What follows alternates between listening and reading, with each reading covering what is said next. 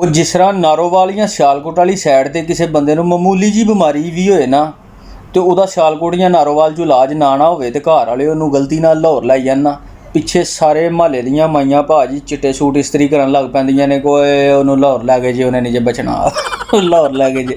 ਸਮਝ ਲੱਗੀ ਜੇ। ਇਸ ਤਰ੍ਹਾਂ ਇਸ ਖੁਰਕ ਵਾਲੀ ਕੁੱਤੀ ਦੇ ਕੋਲ ਕੋਈ ਬੰਦਾ ਭੁਲੇਖੇ ਨਾਲ ਟੁਰ ਜੇ ਨਾ, ਕੋਈ ਛੋਟੇ ਜਿਹੇ ਮਸਲੇ ਵਾਸਤੇ ਵੀ ਜਿਹਨੂੰ ਕਿਸੇ ਚੀਜ਼ ਮਸਲੇ ਦੀ ਸਮਝ ਨਾ ਲੱਗੇ ਤਾਂ ਖੁਰਕ ਵਾਲੀ ਕੁੱਤੀ ਕੋ ਟੁਰ ਜੇ ਮਸਲਾ ਪੁੱਛਣ, ਪਿੱਛੇ ਸਾਰੇ ਪਿੰਡ ਦੇ ਬੰਦੇ ਆਪਣੇ ਨਿਆਣਿਆਂ ਨੂੰ ਸਮਝਾਉਣ ਲੱਗ ਪੈਂਦੇ ਨੇ, ਉਹ ਕੁੜੀ ਆਵੇ ਉਹ ਵਾਪਸ ਆਉਂਦਾ ਨਾ ਤੇ ਉਹਦੇ ਮੱਥੇ ਨਾ ਲੱਗਿਓ, ਆਪਣੇ ਨਿਆਣਿਆਂ ਨੂੰ ਆਖਦੇ ਨੇ ਓਏ ਉਹਦੇ ਮੱਥੇ ਨਾ ਲੱਗਿਓ, ਮਰਦਾਦ ਹੋ ਗਿਆ ਜੇ, ਖੁਰਕ ਵਾਲੀ ਕੁੱਤੀ ਕੋ ਟੁਰ ਗਿਆ ਜੀ, ਉਹਨੇ ਛਦਾਈ ਹੋ ਗਿਆ ਜਣਾ ਜੀ ਉੱਥੋਂ। ਸਮਝ ਲੱਗੀ ਜੇ। 100 ਹਿਸਾਬ ਐਸ ਖੁਰਕ ਵਾਲੀ ਕੁੱਤੀ ਦਾ, ਮਰਵਾਣੀਆਂ ਘੂਈਆਂ ਤੇ ਖਾਣੇ ਖੀਰੇ, ਨਹਾ ਧੋ ਕੇ ਹੀਰੇ ਦੇ ਹੀਰੇ।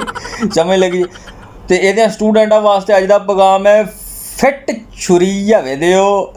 ਇਹ ਕਿਹੜੀ ਖੁਰਕ ਵਾਲੀ ਕੁੱਤੀ ਦੇ ਮਗਰ ਲੱਗੇ ਦੇ ਹੋ? ਇਹ ਭਾਜੀ ਖੁਰਕ ਵਾਲੀ